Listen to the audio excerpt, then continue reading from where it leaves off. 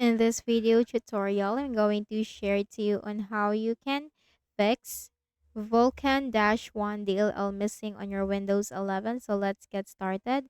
First is we have to check the system type of our Windows. So for that, go to the Windows search bar, search for system information, click on it under the best match. Take note of your system type and then simply open a browser. Any browser will do. Search for the missing DLL and just put download, hit enter. Click on the first option. Scroll down and click the download button corresponding to the system type or the architecture of your Windows and wait for this to be downloaded. Once downloaded, click on the folder icon.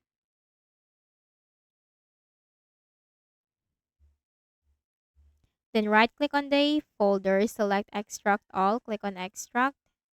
Right-click on the DLL file, select copy, and go to this PC on the left pane. Double-click on the Windows C drive, scroll down to the Windows folder, open it, locate the System32 folder, then right-click and then select Paste. Once done, close the remaining windows, then right-click at the Start button, shut down or sign out and restart. Next method, open a browser again. In the search bar, search for Visual C++ Redistributable and hit Enter. Click on the first option. Scroll down and click the download link corresponding to your system type and simply install the latest Visual C++ to your Windows 11. Next method, go to the Windows search bar and search CMD. Click the option Run as Administrator. Simply type sfc space forward slash scan now. Scan now just one word and no space in between and hit enter.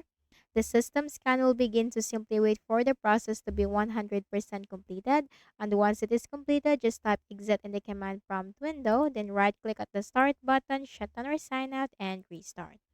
So I hope this video helped you. Kindly please do not forget to hit the like button and subscribe to this YouTube channel. Thank you for watching the video.